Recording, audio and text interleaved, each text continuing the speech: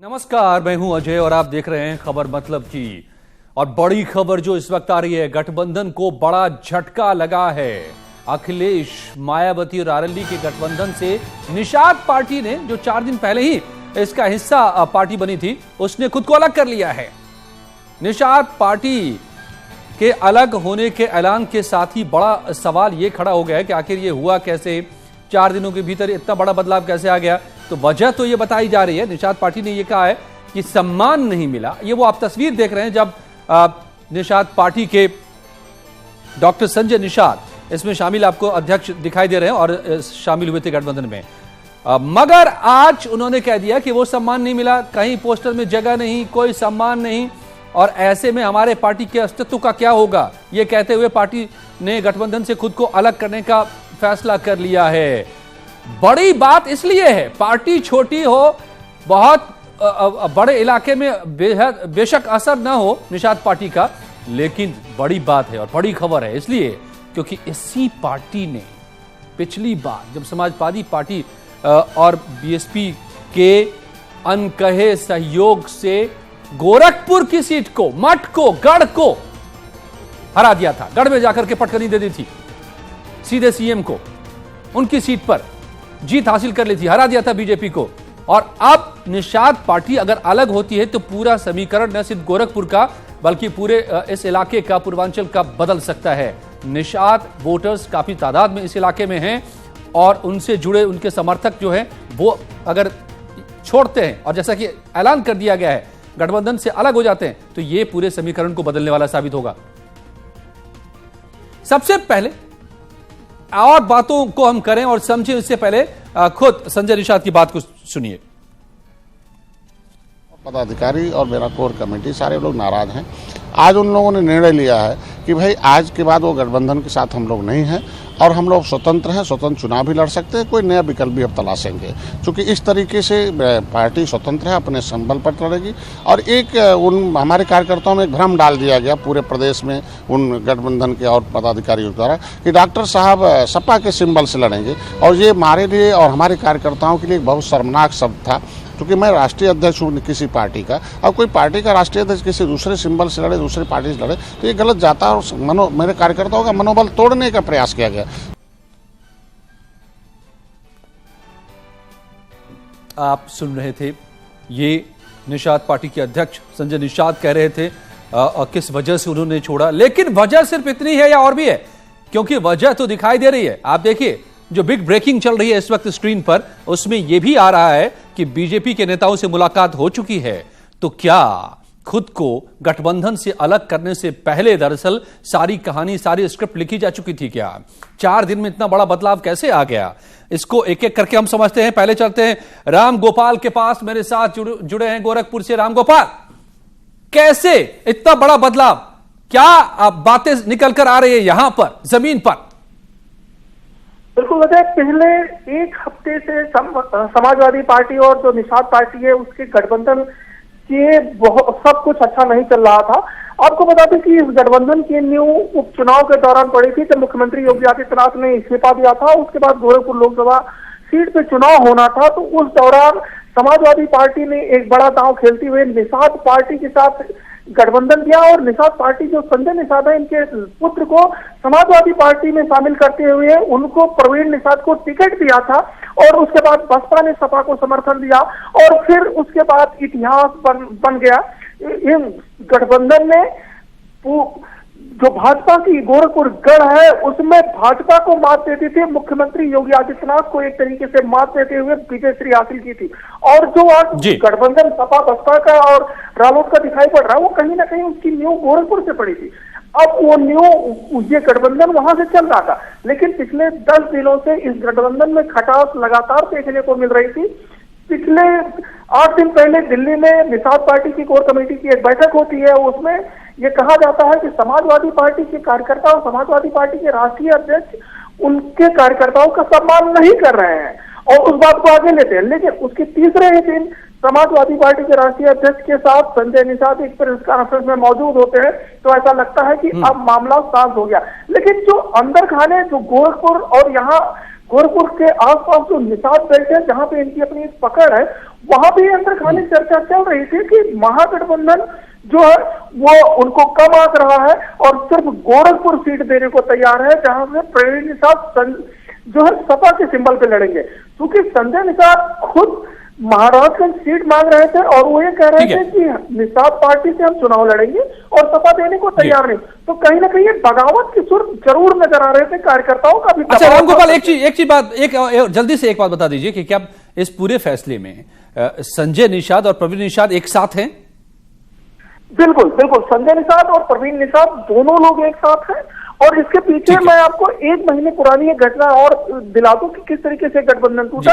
1 महीने पहले ही संजय निषाद ने एक अलग से निषाद पार्टी का आरक्षण बचाओ का एक रैली किया यहाँ पे, और रैली के बाद एकाएक वहां से ऐलान कर दिया कि गोरक्षनाथ मंदिर जो सीएम का घर भी है उसका हम घेराव करेंगे। उसके बाद सांसद प्रवीण निषाद की अगुवाई में निषादों का एक बड़ा दल गोरक्षनाथ मंदिर के घेराव करने के लिए आगे बढ़ता है। रास्ते में ही करीब मंदिर से 1 किलोमीटर पहले पुलिस निषाद पार्टी के कार्यकर्ताओं को और सांसद को रोकती है, उन पे लाठीचार्ज करके, उन पर बल प्रयोग करके उनको खदेड़ देती है और मंदिर तक नहीं आने देती है।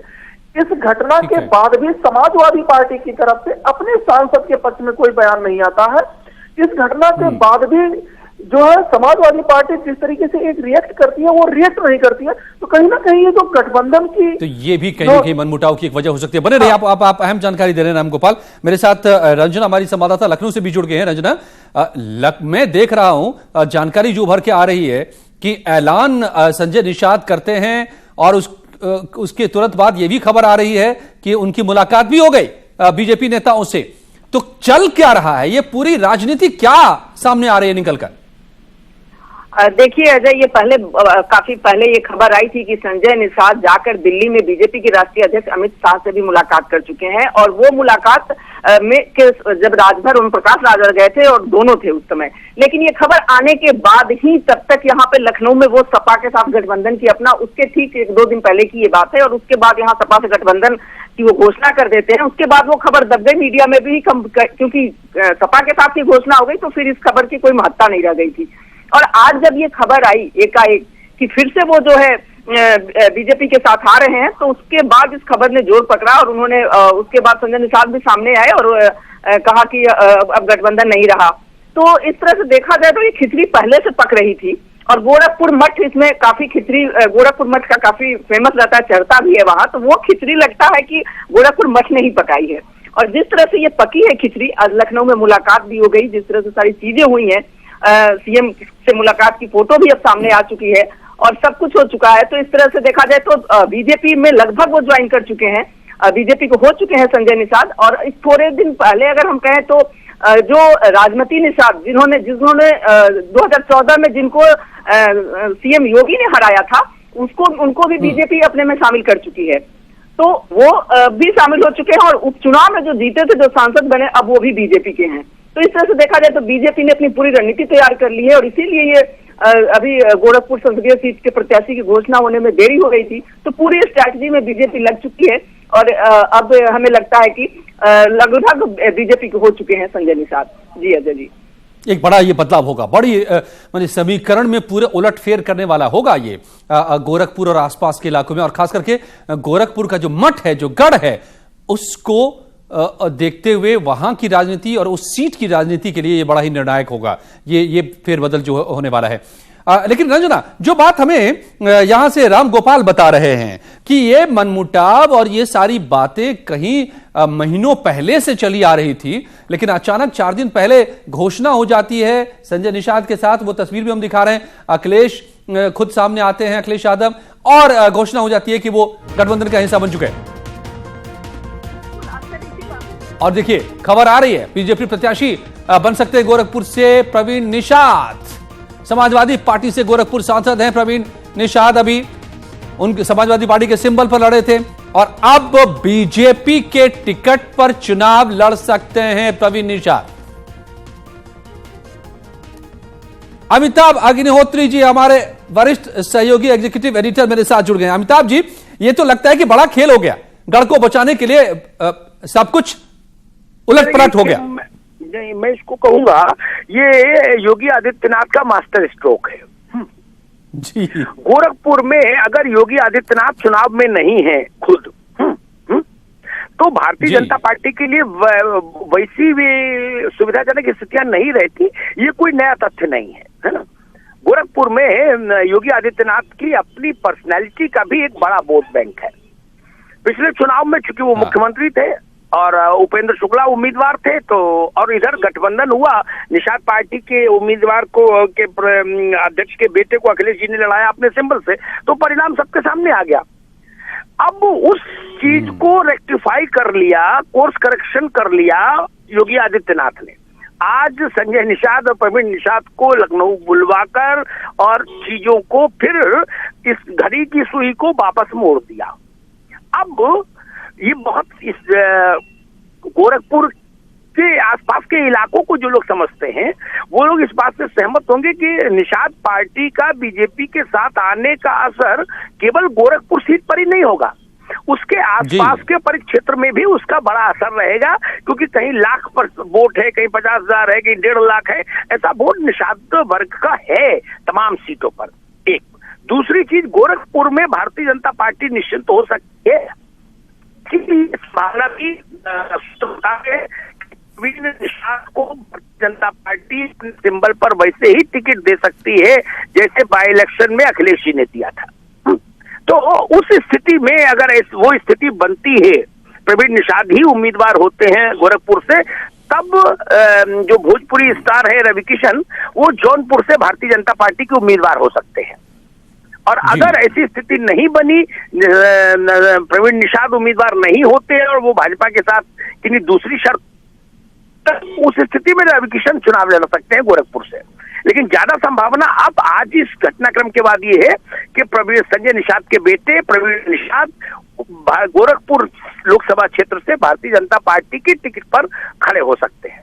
जी, आप सही कह रहे हैं, क्योंकि ऐसी खबर भी इस वक्त उभर के आ रही है कि गोरखपुर से ही शायद वो मैदान में उतारे जाएंगे बीजेपी की तरफ से। अमिताभ जी, एक दूसरा पहलू भी है इस पूरी खबर में कि गठबंधन जो बीएसपी एसपी है, कहें तो उसकी नींव पड़ी थी इसी गोरखपुर में, जब मठ को परास्त कर दिया था इस गठबंधन ने उपचुनाव में इसी उम्मीदवार के जरिए, प्रवीण निषाद के जरिए।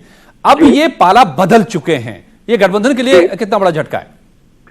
बड़ा झटका है कि अभी मैं महाबैस में इस बात को कह रहा था, मैं उसी बात को दोहरा हूं। मेरे ख्याल से वो बात अपने में बहुत ढंग से चीजों को स्पष्ट करेगी अजय जी। 99 तब बनता है जब 99 की संख्या में एक जुड़े तो 99 बनता है, ठीक है ना?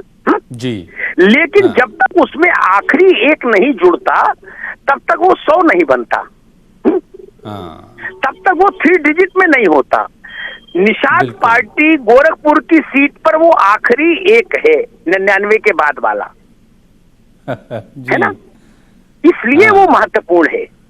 और वो फिर निषाद पार्टी का साथ जाना, मतलब आप मानकर चलिए कि ये कालपी से लेके और